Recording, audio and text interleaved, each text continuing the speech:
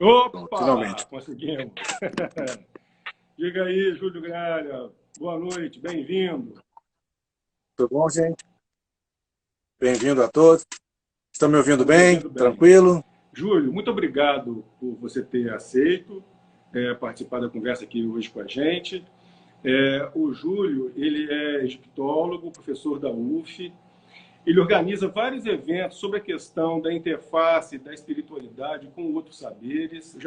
Já tive a alegria de participar de um desses eventos lá na UERJ, né, onde geralmente ele faz esses eventos. Também dá vários cursos sobre egiptologia.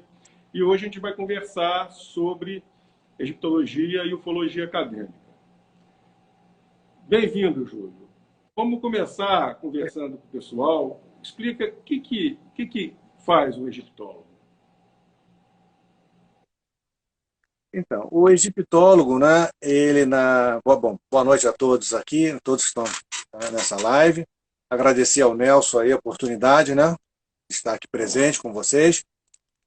Bem, o egiptólogo, na verdade, difícil, os países não têm uma graduação em egiptologia, né? Algum outro país tem essa graduação. Então, normalmente, no caso, os países latino-americanos, sul-americanos, nós fazemos uma graduação em História, em Antropologia, Sociologia ou Ciências, né, sociais, e nos especializamos no campo da egiptologia. Então, o egiptólogo, ele estuda a cultura do Antigo Egito, que perpassa aí, quando a gente pensa em cultura, abrangente, né, política, sociedade, religião, todas essas questões, mesmo com o Egito mais moderno, com uma ocupação grega e romana.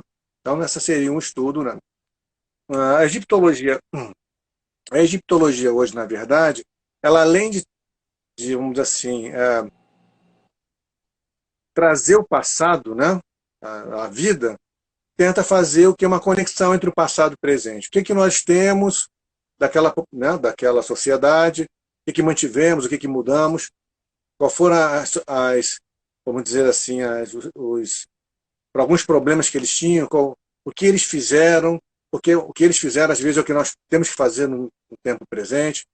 Então hoje a egiptologia ela está mais, vamos dizer assim, mais livre, né, nesse aspecto, né? Não é só aquela coisa do filme que a gente vê só, né, olhando a tumba, fazendo, né, catando pedrinhas e analisando. É mais Legal. abrangente. Júlio, vamos falar um pouquinho desse livro aqui que você falou, que é a Bíblia dos Egiptólogos. Ah, sim. Estou mostrando aqui para ele, gente, o Escrito para a Eternidade, Literatura no Egito Faraônico, do Emanuel Araújo, que é um egiptólogo brasileiro. Júlio, Sim. há uma polêmica dizendo que os textos do Amenemop foram plagiados pelos provérbios da Bíblia, etc. Você tem alguma opinião sobre isso? É, você, você acha que foi plagiado mesmo? Assim, em alguns textos, né, existe essa possibilidade, né, de terem sido, vamos dizer assim, absorvidos aí pela cultura, né, hebraica, né, inicialmente. E hoje existe um texto, né, que é o grande hino a Atom, que existem egiptólogos que realmente trabalham e demonstram que algumas partes do hino, elas realmente estão presentes nos Salmos. Se eu não me engano, é o Salmo 102, 103. Né? Varia de uma Bíblia para outra essa numeração dos Salmos, mas existe sim um grupo de egiptólogos que aponta que isso aconteceu, o que mostra que houve um contato cultural entre essas sociedades. Né? A gente tem que pensar que nesse período egípcio do faraó Akhenaton, que desenvolveu isso, os hebreus não eram vistos como um Estado, né, como um reino, eles eram povos nômades que viviam na região da Palestina e também trabalhavam no Egito. Então eles eram, né, assim, então, era um povo andarilho, na verdade. Né? Eles eram vistos pelos egípcios como andarilhos. Certo. Agora,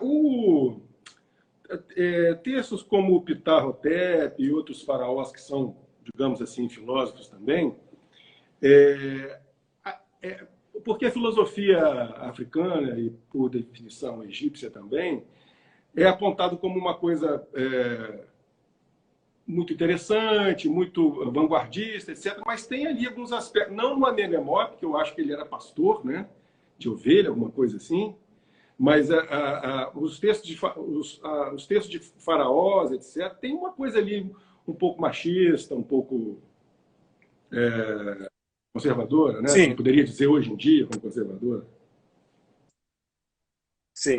Na verdade, assim, tanto Amenemop, Ptah-hotep, né, na verdade, eles são pensadores da época. Né? Então, são alguns pensadores. Ptah-hotep, por exemplo, ele escreve instruções para o Isso. faraó. Né? Então, a gente coloca todos esses textos como chamados textos de sabedoria. Né? Como é que deve se portar. Alguns desses textos eles são bastante igualitários, outros não. Né? Eu esqueci um que tem um texto de sabedoria de um determinado sacerdote, né? Que ele é muito, assim, na verdade, agressivo com as Pois é, mulheres. Né? Então, assim, então, ele diz assim, por exemplo, a mulher é como um saco de trigo com um furo embaixo. Né? Não adianta colocar nada, porque nada fica, né? Sai. Então, ele tem essa característica. Mas isso, na verdade, é uhum. a exceção. Tá? A religião egípcia ela é baseada no conceito, né, de dualidade. E essa manifestação dessa dualidade, quer dizer, a manifestação é a trindade dessa dualidade. Então, o Alto e Baixo Egito, né, a questão de você ter a ordem e caos. Então, é uma sociedade baseada nesses aspectos da dualidade. Então, é imprescindível a dualidade do ser, homem e mulher. Né, por isso que o Egito, desse período, né, em relação às culturas como Grécia, Roma e mesmo as culturas da Palestina, é visto como a organização social mais igualitária. Não quer dizer que você tenha esses aspectos, né, autoritários, machistas, mas é Ok. mais igualitário. A ponto de, por exemplo, uma rainha se tornar Exatamente. faraó. Isso era possível. Né? Quer dizer, ela não governa como rainha, ela governa como faraó. Né? Ah, mas podíamos pensar assim, governar como faraó é machista. Não, aí a gente tem que pensar em termos das práticas mágico-religiosas. Né?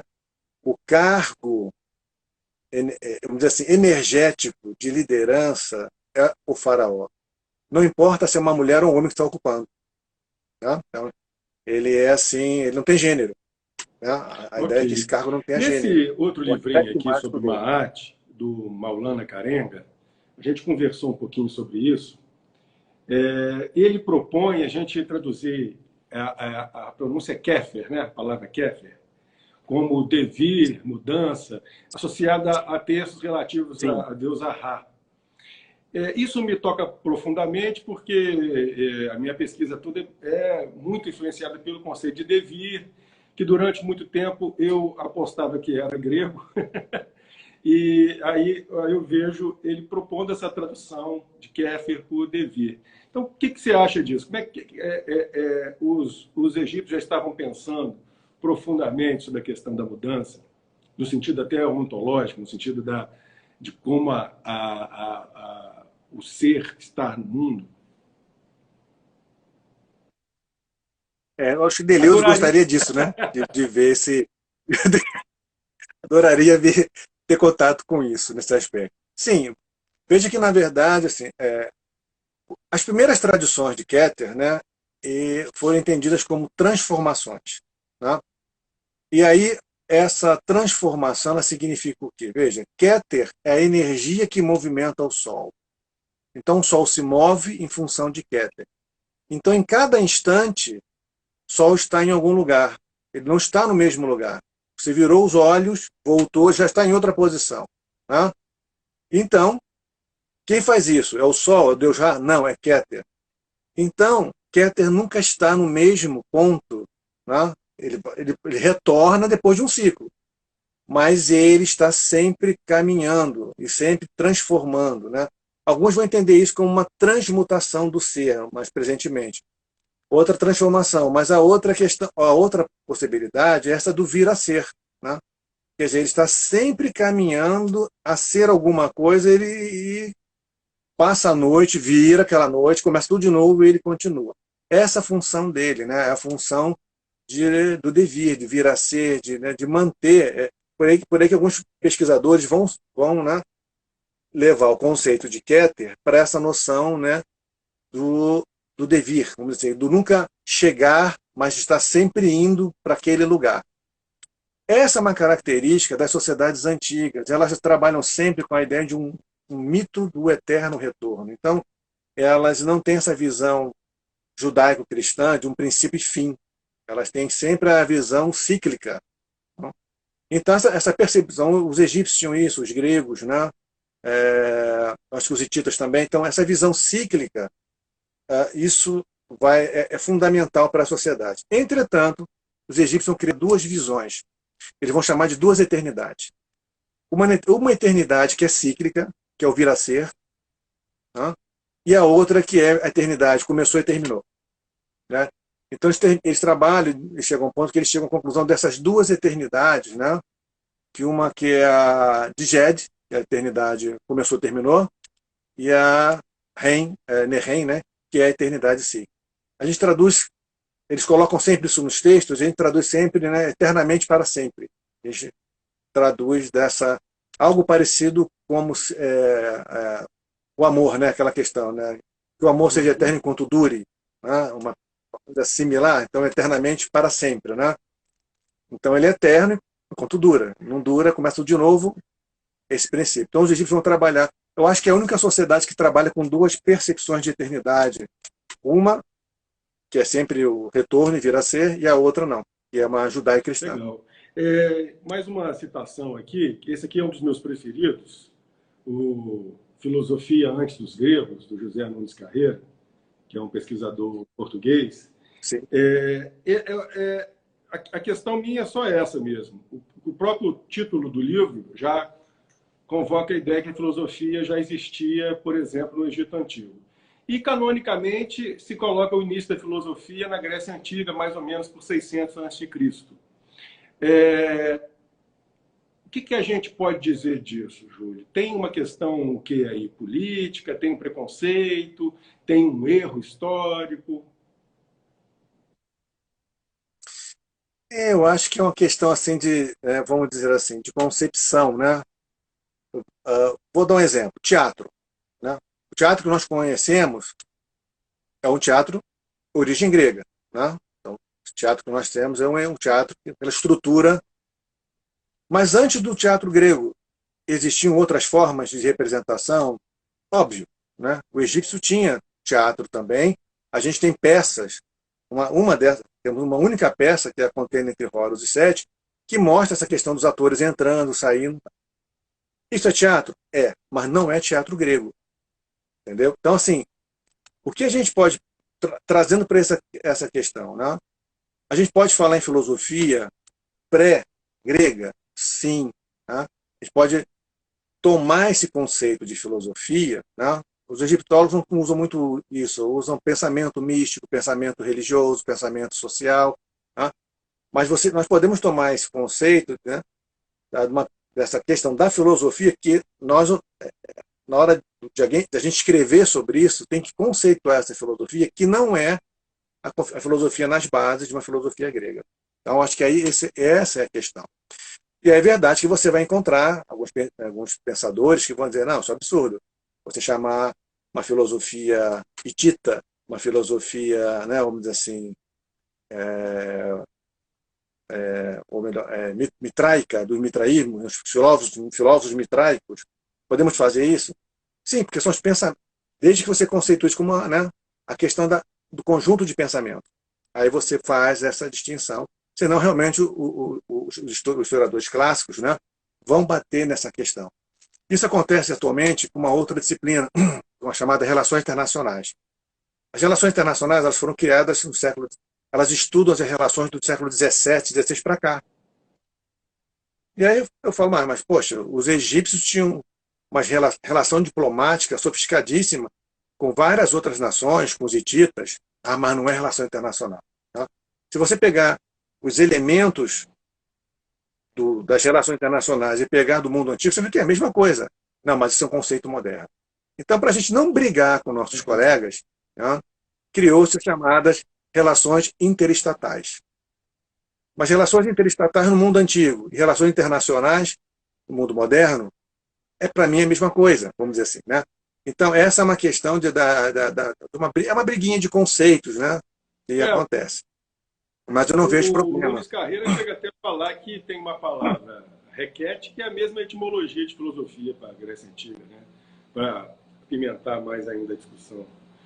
Júlio, uma outra coisa que você marca muito e que é muito importante é, você chegou a começar a falar um pouquinho sobre isso, que tem a ver com essa obra aqui, do Eric Hornung, que você usa muito, né?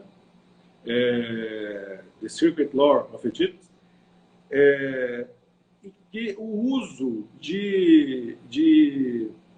da cultura egípcia antiga apresentada hoje de uma forma indevida, como, por exemplo, a pirâmide, que é, na verdade, um túmulo, né?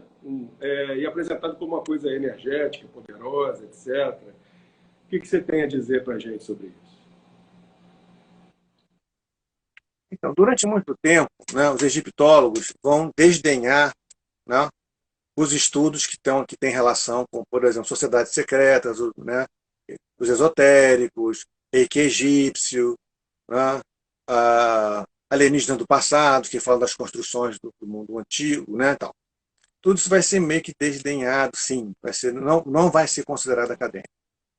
O que acontece é que os anos 90, eu não sei porquê, mas eu percebo que durante os anos 90 há uma grande transformação do pensamento, o paradigma parece mudar nesse aspecto. Então, vários setores das ciências humanas, da história, sobretudo os setores da história antiga, vão começar a se debruçar, primeiro, nas práticas mágicas e religiosas, né, que vão levar ao quê? Que vão levar a Wicca, que vão levar a sociedades secretas como o Golden Dawn, como as práticas do Crowley, entendeu? A Rosa Cruz, a maçonaria, né? E aí vai se perceber que essas sociedades, elas tomam de empréstimo, esses grupos tomam de empréstimo uma filosofia, vamos dizer aqui, né, vamos chamar de filosofia, né, essa concepção nossa, de uma filosofia do mundo antigo, egípcia e grega, e vão ressignificar isso, né, nos séculos XVIII, XIX e XX. Né? Não havia um conceito específico para esse tipo de análise. Né?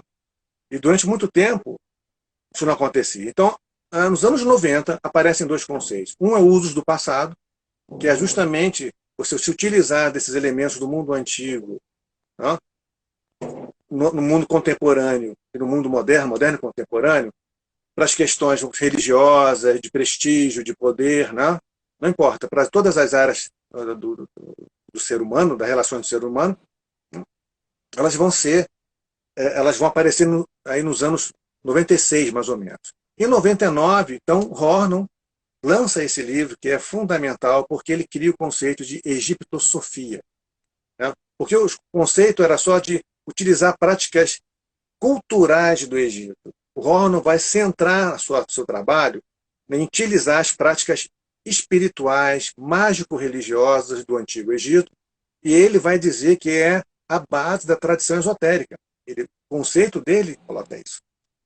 Então, e isso tem sido usado até hoje. E o livro dele, ele vai pegando, né, em diversos momentos, começando lá pelo século XVI, XVII, mais profundamente, até o século XX, como é que a nossa sociedade faz né, faz essa conexão. Olha, com isso, o que ele nos deu em termos de academia?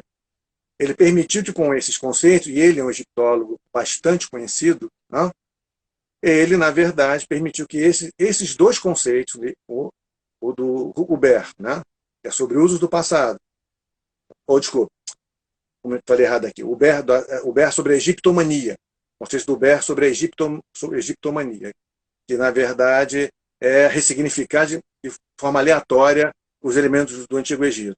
E o conceito do Hornung, que é dentro da prática espiritual, isso permitiu que a gente trabalhasse isso de forma acadêmica, como referencial teórico. E aí, então, a história antiga, né, dá um outro salto, aí mais dentro do campo da história antiga, que aí vai abranger as ciências humanas de modo geral, que é o conceito dos usos do passado, que foi aqui no Brasil, foi, vamos dizer assim, quem pegou essa bandeira foi o professor Pedro Paulo Funari, da Unicamp, e aí, então, que é justamente, é muito parecido com a egiptomania e a egiptosofia, ou seja, você tomar os elementos do mundo antigo, né, e eles são ressignificados no mundo moderno ou no mundo contemporâneo. Então, isso tem sido feito, tem vários trabalhos sendo feitos nessa linha, e com isso, então, foi possível fazer o quê? Trabalhar essa espiritualidade toda que era colocada de lado, né, que não pode ser colocada de lado, porque ela tem um impacto muito grande na sociedade. Né, e agora, recentemente, o que está acontecendo é que a ufologia está sendo trazida para dentro da academia através desse aspecto. Né. Como cientistas sociais, humanos, a gente, né, dentro da nossa área, a gente, é claro que toda essa parte espiritual, esotérica, das sociedades secretas, da ufologia, isso tem um impacto muito grande na sociedade. Basta ligar a televisão, basta você comprar. Vai lá fora, tem gente vendendo alien, tem milhares de livros sobre esoterismo, sobre aliens, tem filmes, tem shows, tem uma série de coisas, né, tem cultos religiosos, até em relação a isso. Então, isso é um objeto de pesquisa das ciências humanas. Então, por isso que a gente, a partir do ano passado, a gente começou, então, com uma nova proposta, que é fazer isso, ou seja, né, a ufologia acadêmica com base nesses referenciais teóricos que nós comentamos. Okay? Então, são duas grandes vitórias. A primeira, da espiritualidade, que já está fortemente na academia. A ciência da religião ajudou muito isso, né, as áreas da ciência da religião. E essa, que tem a ver com a ufologia acadêmica, que ainda é nova, né, sofre críticas, mas também, vamos dizer assim, não sofre tantas críticas porque tem uma base, tem um fundamento, vamos dizer assim, acadêmico, né, de referenciais teóricos. Essa questão. Então, foi muito... A questão, inclusive, do esoterismo estudado na academia, ela está tendo um boom, uma repercussão bem maior e muito mais consistente. E eu me reporto muito ao trabalho lá do pessoal de Amsterdã, sobretudo da turma lá do Walter Hanegraaff, né, que tem realizado um trabalho super consistente, super rigoroso sobre a questão do esoterismo, de recuperar textos antigos e fazer aquele trabalho sujo que é dificílimo de identificar quais textos são de fato relevantes para um estudo sério e acadêmico sobre o esoterismo. Né? Inclusive, por exemplo, chamando a atenção que, por exemplo, Giordano Bruno, o hermetismo não era uma moda absurda no Renascimento, né? Era só um nicho, e também que os princípios herméticos não são medievais, não são herméticos, é mais uma questão do novo pensamento, na verdade, o Caibalion é um texto do começo do século XX, né, escrito pelo Westphal. Então, realmente, hoje em dia a gente tem uma forma de estudar esses temas de uma forma muito mais consistente. Mas, então, vamos falar mais da ufologia acadêmica. Como é que você vê o panorama disso hoje? Eu gostaria até de... Estou vendo algumas mensagens assim, algumas pessoas já estiveram, né, lá no meu simpósio, né? Eu agradeço aí o pessoal que esteve. Nós íamos fazer o segundo simpósio agora em junho, né? A gente não conseguiu, com essa questão da pandemia, mas eu estou pensando com a Gilda, a doutora Gilda e outros pesquisadores, né, inclusive o próprio Nelson, para a gente poder tentar fazer isso de uma forma online, né, utilizar uma dessas plataformas e fazer algo, talvez em junho, julho, a gente consiga, né, fazer um segundo simpósio totalmente online. Vamos fazer. Vai ser uma alegria reencontrar a Gilda de novo. Me pegou a gente como híbrido, quase coloquei no meu currículo Lattes. Exato. Antes de falar um pouco da ufologia acadêmica, deixa eu só fazer um comentário com relação à questão dessa egiptologia, que é importante para quem está nos vendo, nos ouvindo, é que não sei por que esse boom é nos anos 90. Eu acho que é preciso estudar por que nos anos 90, por volta de 89, 90, essa mudança de paradigma, né, acontece. Eu, sinceramente, não sei dizer, de repente, um filósofo é capaz de, Não tem uma né, influência dizer do isso. arquivo X? E nesse, eu não sei dizer, porque, na verdade, assim, isso deu um boom, por exemplo, no campo do esoterismo acadêmico, e foi dando um boom no campo da ufologia acadêmica. Né? Então, eu não sei exatamente que mecanismos dispararam esse processo, né? Que foram levando a pesquisadores em suas universidades a desenvolverem conceitos para trabalhar isso dentro da universidade. Que, na verdade, se você pensar bem, é um tiro. Né? É, algumas, alguns vão ser, vamos dizer assim, né, criticados. Eu mesmo, quando fiz o primeiro simpósio, percebi algumas críticas, alguns silêncios, né, e algumas pessoas dizendo, né, tudo bem. No caso da ufologia acadêmica, por exemplo, quando eu chamei muitos amigos para trabalhar com isso, eles acharam uma ótima ideia, interessante, mas não quiseram se expor nesse aspecto. Então tem essa, né, ainda há essa questão. Mas eu gostaria de pontuar que, além dos anos 90, acontece uma coisa interessante, que é toda a forma de reconstrucionismo que tem a ver com essa questão, que não é bem esotérica. O reconstrucionismo, por exemplo, é eu querer trazer a religião grega como era. É eu querer trazer a religião celta como era. É eu querer trazer a religião egípcia como era. Isso não é esoterismo, isso não é sociedade secreta, não é isso. No caso do Egito, nós chamamos de quemetismo. E o interessante é que esse nicho, também surgido aí nos anos 90, aonde eles vão? Eles vão na academia. Então, não se pode falar em quemetismo, né? Ou seja, eu ser um devoto da Ísis, fazer as práticas a deusa Ísis, se eu não conheço egiptologia. Que é a egiptologia vai dar base para fazer isso. Olha, veja, é um paradigma interessante. Que, na verdade, que não é assim, você não recebe uma, vamos dizer assim, uma iluminação de uma divindade para fazer isso. Você vai lá estudar primeiro para você praticar os cultos. Isso é uma coisa interessante e o quemetismo tem se desenvolvido muito nisso. Né? Isso eu acho que eu queria salientar com o grupo que está aqui, que é algo interessante, que difere um pouco, tá? Não é esoterismo isso, não é sociedade secreta, né? Porque a sociedade secreta e o esoterismo eles Isso. ressignificam. O quemetismo tenta não ressignificar, tenta usar o mais próximo possível daquela realidade. Né? Essa é uma boa diferença. Né? Com relação à ufologia acadêmica, né? Então, como disse a gente, assim, eu vejo que isso, desde que em 1947, 42, aí, os historiadores da ufologia, né, eles diferem nisso, nós passamos a ter uma ufologia moderna, uma ufologia contemporânea. Né? Os anos 40, a Batalha de Los Angeles, e supostas quedas em 42, e a queda de Roswell, né, em Roswell 47, a visão do Kennedy, né, que dá a primeira noção de chamado pires voadores, fly saucers, né, que vai criar tudo isso, né, começou a estabelecer uma ciência. Essa ciência ela foi se organizando, né, estamos agora em 2020, quer dizer, essa ciência já tem mais de 60 anos, tá? E ela, então, essa ciência ela vem se organizando, por alguns pesquisadores tem sido, vamos dizer assim, abraçadas, por outros têm sido condenadas, mas se fizer um levantamento de muitos desses ufólogos importantes, se você olhar, eles são professores de universidade aposentados, né?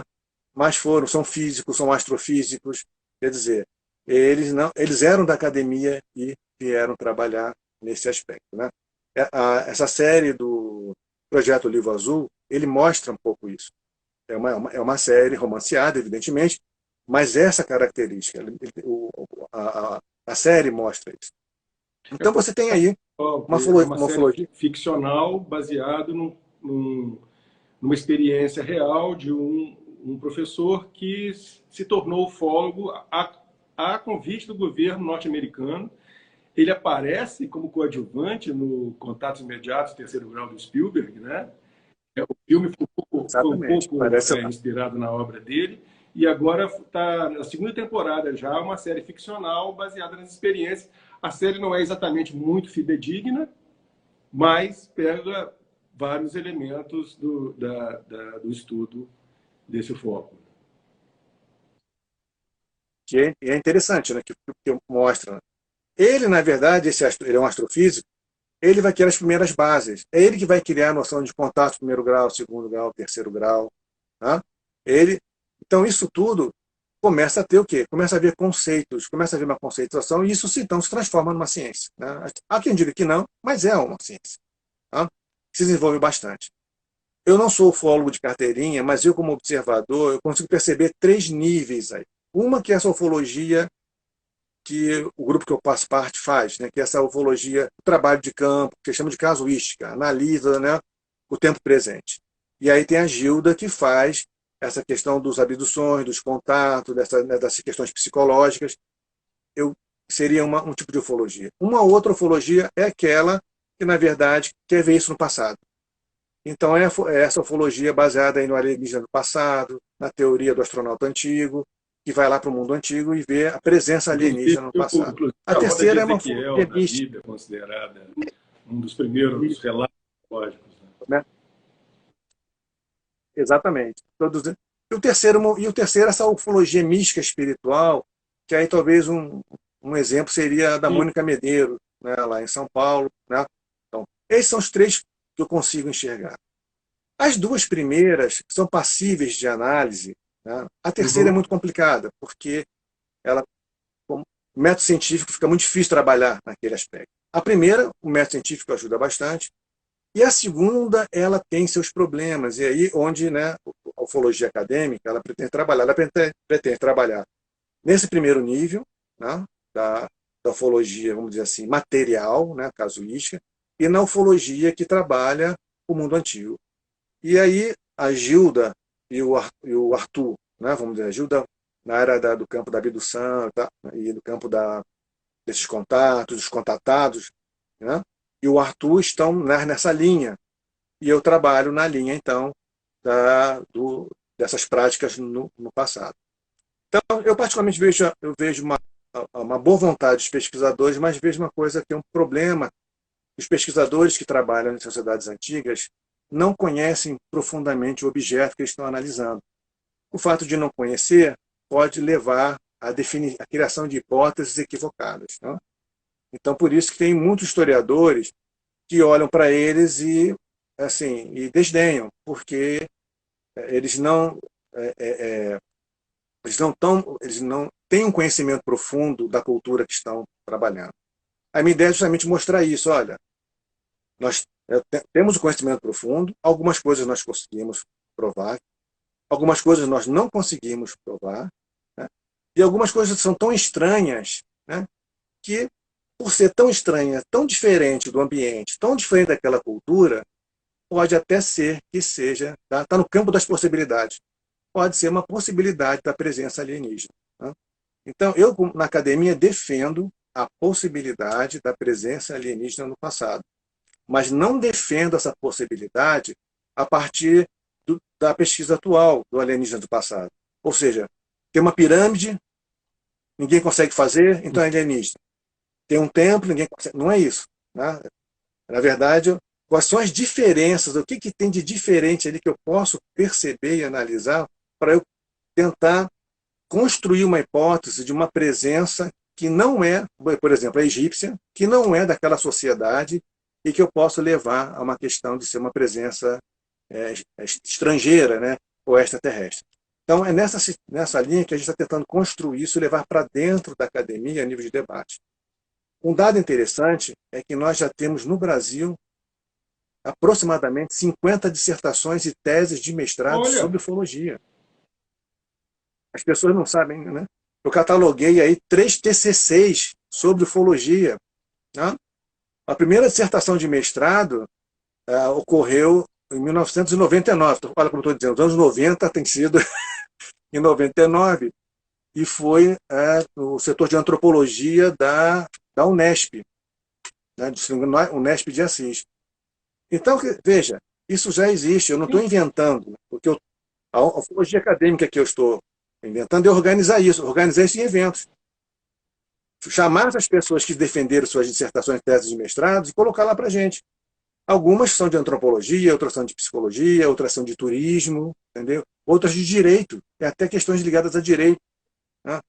Então, assim, isso só no Brasil. Eu cataloguei mais 50. Então, isso não é, veja bem, né? Eu acho que a ciência, a academia não pode rir disso, ela não pode desdenhar isso, né? E bato palma para esses orientadores e essas universidades públicas e privadas que tiveram coragem de produzir dissertações, TCCs, dissertações, né, e teses de doutorado que, tem uma, que tangenciam O que eu a ufologia. percebo Né? que na academia você encontra bolsões de liberdade e consistência que você consegue trabalhar certos assuntos, né? A minha tese, por exemplo, gerou o livro Ontologia Onírica, é uma confluência de filosofia, ciência e magia, hermetismo, etc. Na, na, na banca teve uma discussão bem intensa, assim, deu tudo certo no final, mas eu acho que é para isso mesmo.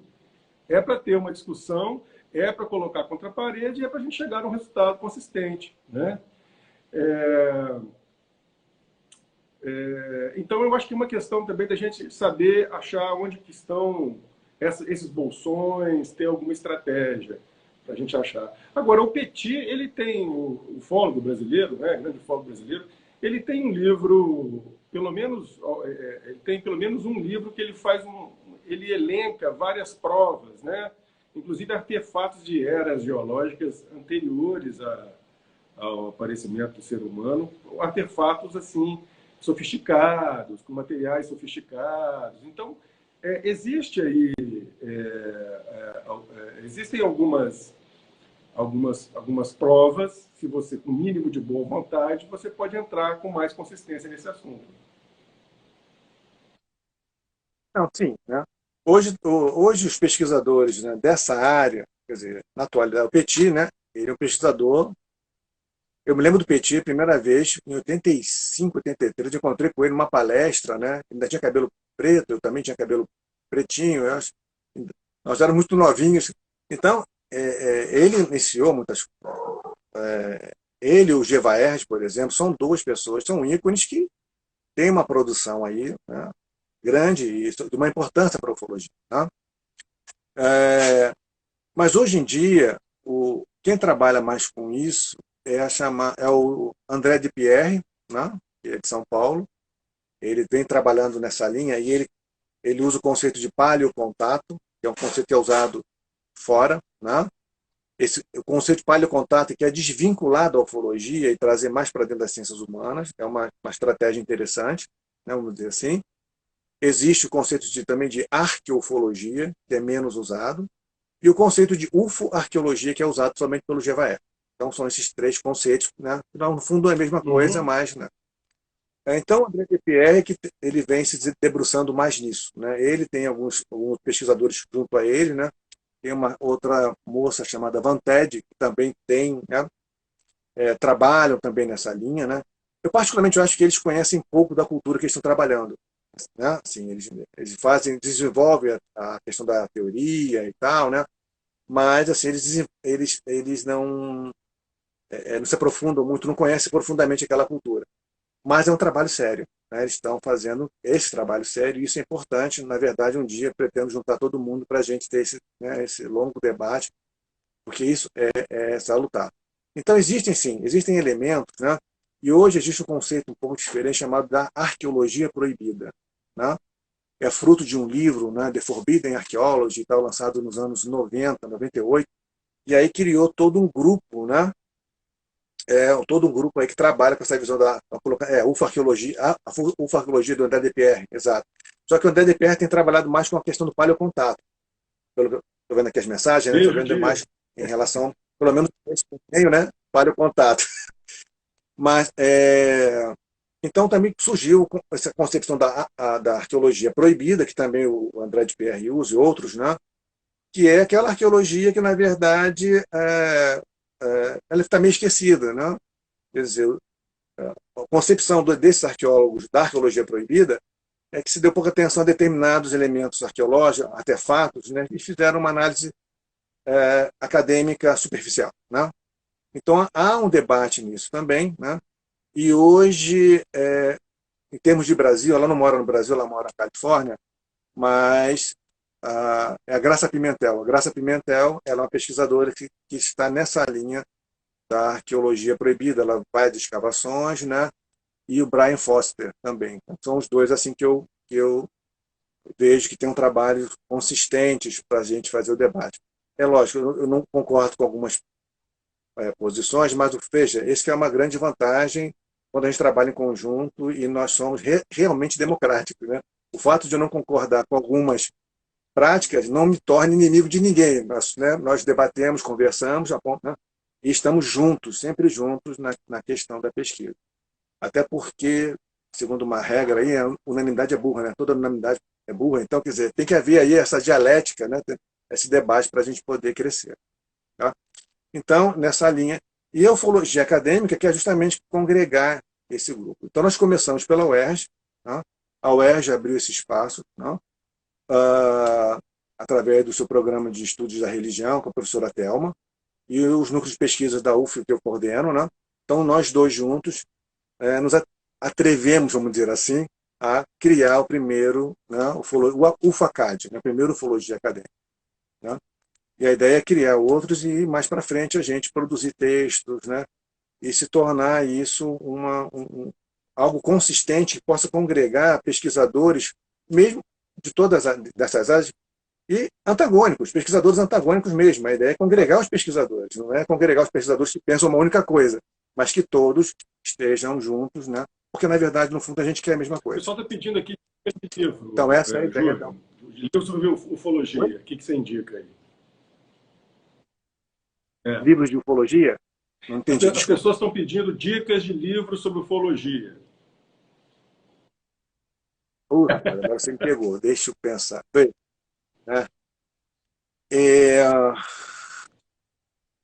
Olha, os livros do Petit, vamos começar com livros em português, né? Os livros do Petit que trabalham essa questão dos casos de Varginha, né, e tal, eles são os livros mais antigos, eu acho que eles são bem interessantes. Tá? Existe um outro livro também chamado Perigo na Amazônia, é um livro difícil de achar, mas também é um livro interessante, porque ele traz uma série de casos, né, dentro desse aspecto. Agora, existem livros que já foram traduzidos, que é, por exemplo, The Intruders, né, Os Intrusos. Né? É um livro importante. Tem um livro que eu esqueci o nome agora. Zachariah Sitchin, como é que é o nome dele? Sim. Zacarias. Então, o Zacarias ele é desses pesquisadores que, vamos dizer assim, tenderam para esse paleocontato, essa arqueofologia, é o mais consistente. Ele sofre críticas, evidentemente, da academia, de alguns, né? Mas eu vejo nas obras deles são interessantes. É importante, né, que todas elas podem ser, né, estudadas. A Van Ted é uma especialista nele. Né? Ela, na verdade, o trabalho todo está todo baseado, né, em cima do trabalho do Zacarias. Então, esse é um trabalho, um deles, aquele 12º Planeta, que é um clássico, né? Ele é um bom texto para se começar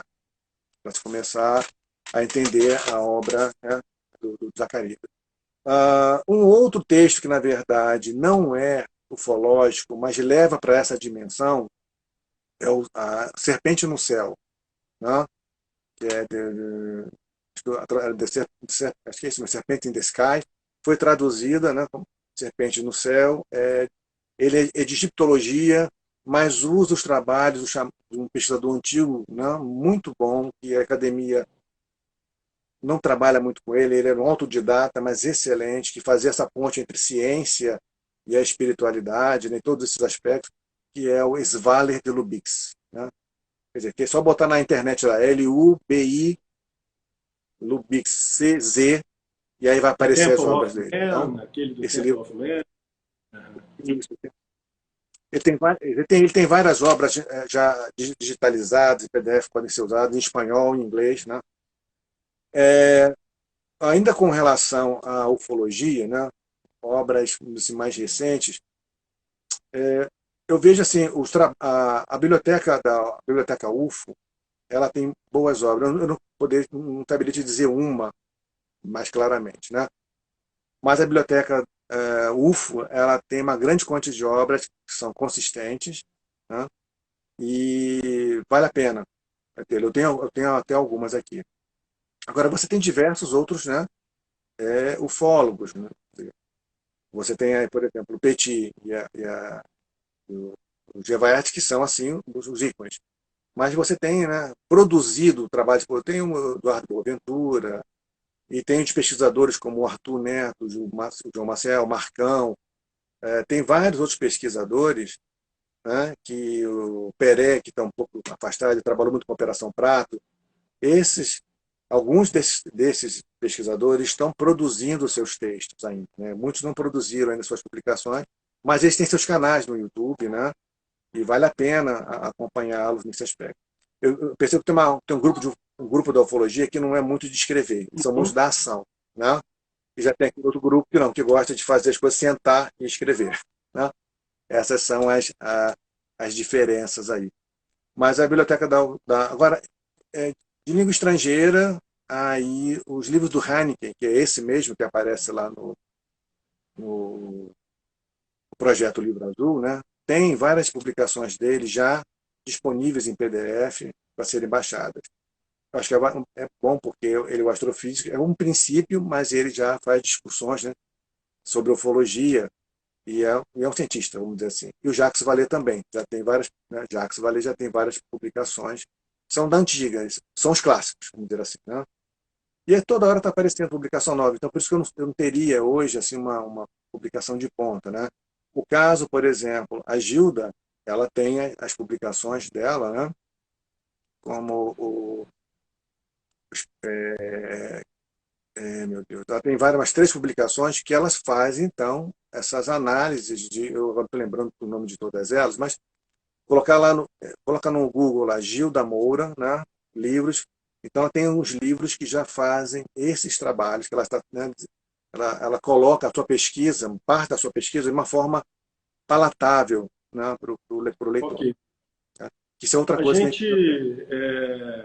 já está caminhando para os minutos finais aqui. Eles pediram para você comentar o que você acha da ideia do Eric von Däniken, se os deuses eram astronautas. Pedi para você comentar isso. Antes de você responder e dar suas palavras finais, eu queria só dar alguns avisos para as pessoas aqui. Lembrando, então, gente, que segunda-feira, agora, às 19 horas, no Zoom, eu vou dar a minha aula aberta, gratuita, do grupo de estudo Vortex, Vibrações na Filosofia, na Ciência e na Mística, que é o resultado da minha pesquisa de uma vida inteira, sobre o meu livro, né? A bibliografia vai ser o meu livro, lançado agora, Vortex, Modulações da Unidade Dinâmica. Você pode se inscrever indo para o link da bio, aqui do Instagram, né? E ali você faz a inscrição direto pelo Simpla, você vai receber depois as dicas como é que você faz para entrar na plataforma Zoom e assistir a aula aberta, segunda-feira, 19 horas. Tá? Terça-feira, 19 horas também, aqui no Instagram, vai ter a minha live sobre o tema vencedor da enquete que a gente fez para vocês escolherem os temas preferidos. O tema preferido foi Anarquia Sagrada, que é a expressão política aí dos transaberes. A gente vai conversar sobre isso com calma. Tá? Então, aguardo vocês segunda e terça aí. Segunda no Zoom e terça aqui no Instagram. Diga lá, Júlio, para a gente ir terminando. Então, o Eric von Däniken, assim como outros, né, eles, na verdade, eles vão dar esse primeiro salto. Né? O quê? Eles vão, olha, se você tem aliens no presente, o que não pode ter no passado? Tá? Então, eles vão se debruçar. O que eu acho do trabalho, o Däniken mudou bastante, lógico, né? Tá com mais, o primeiro livro dele saiu em 69 para 70, né? Havia uma discussão, ele e o Carl Sagan, havia uns debates entre eles também. Né? Ele mudou muito de algumas análises que ele comentava. Podemos dar um exemplo. Né? Ele e o Tsoukalos diziam o seguinte, em algum tempo, né, que as pirâmides foram feitas pelos aliens. Né? Hoje eles não dizem mais isso. Eles dizem que muitas das construções antigas foram feitas pelos humanos com tecnologia alien. Então houve uma mudança de paradigma nesse aspecto, porque a ciência também mostrou algumas coisas. Tá? Então, eu vejo neles assim, as pessoas olham com maus olhos, eu não vejo com maus olhos, porque o Däniken, sobretudo, ele trouxe para o mundo, ou para a academia, uma percepção que os acadêmicos não tinham. Tá? Os acadêmicos não pensavam em alienígenas no passado. Ou se pensavam, não falavam. Então ele traz isso de uma forma, eu acho que isso é positivo. A maneira como isso foi sendo feita, que eu acho que não foi muito boa, né? Porque gerou, assim, a gente tem situações que são claramente equivocadas, que mostram, né? Os primeiros livros do Däniken, ele vai dizer que os egípcios não conseguiam carregar um bloco de 3 toneladas. Precisavam levitar esse bloco com algum tipo de energia, alguma coisa assim. Né? E a gente sabe que hoje não é isso. A gente tem estátuas de 20 toneladas que tem um processo de transporte, arrastamento, que está claro. Né? Então, assim, eu não sou aquele pesquisador que vê como aos olhos, vamos, né, cortar isso. Eu acho que eles são importantes porque eles trouxeram uma visão que não se tinha e que hoje, se você bem, a ufologia acadêmica está acontecendo aqui. Nós estamos conversando isso porque eles fizeram isso no passado. Não é? Então, na verdade, eu acho que a literatura do Däniken, ou mesmo do Zacarias, elas precisam ser lidas com cuidado desse aspecto. O Zacarias, ele se debruça muito, ele é muito mais assim, ele foi mais desperto. Ele tomou uma cultura só. Não, eu vou trabalhar com sumérios e vou estudar e vou me aprofundar nos sumérios. Eu posso discordar do que ele está propondo ali? Posso, mas, sinceramente, ele estudou muito sumérios. Tá? Então, ele tem uma base para discutir história antiga e dizer, não, né? Então, ao contrário de outros, são mais superficiais.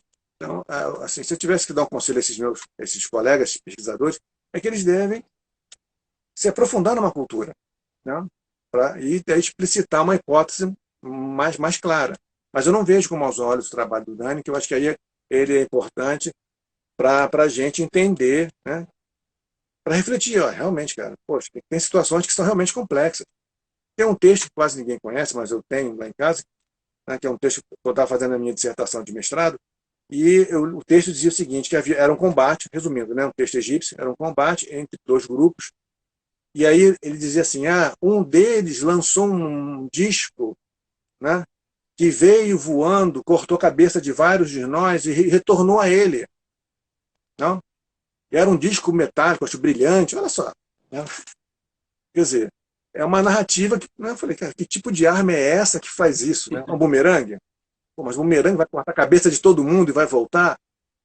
Então, isso a gente não estuda, vamos dizer assim, né? Não, mas para entender como é que é importante essa Júlio, para a gente narrativa. terminar, Né? fala como é que as pessoas podem te encontrar. A Amanda pediu para você falar de um curso que você vai dar no Hot alguma coisa. Sim. Então, bom, as pessoas podem me encontrar, né, por aqui mesmo, pelo Instagram, né, mas talvez a melhor forma é enviar um e-mail para mim para o escritaantiga3@gmail.com, né? Escritaantiga3, tudo junto, @gmail.com é o mais fácil, né? Eu estou aí, preparando um curso sobre calendários e festivais do Egito Antigo, que deve sair pelo Hotmart. Tá? Então, envio um e-mail. São cursos de baixo custo, R$ 20, 15, R$ 20. Né? Eu tenho até outros cursos que vão ser produzidos. Com certeza vou produzir um de ufologia acadêmica, baseado nas pesquisas brasileiras de ufologia acadêmica, que deve ser pela Hotmart também, por essa, né? Ou pela Udemy, né? Que é outra forma, outra plataforma. Né? E propagandazinha, então, mas quem quiser o meu livro também aqui, né, O Deus dos Faraós e o Poder, né, pode também mandar um e-mail que eu envio. O livro é dissertação de mestrado, né, em relação ao Egito, né, e a gente envia. O livro sai na faixa dos 30 e poucos, R$ 35 com frete. Ou, se não, na Amazon. Né? Lá na Amazon você pode comprá-lo e baixá-lo pelo Kindle, né? E está bem mais barato, R$ 13. Né? R$ 13 você pode baixar pelo Kindle se você tiver interesse.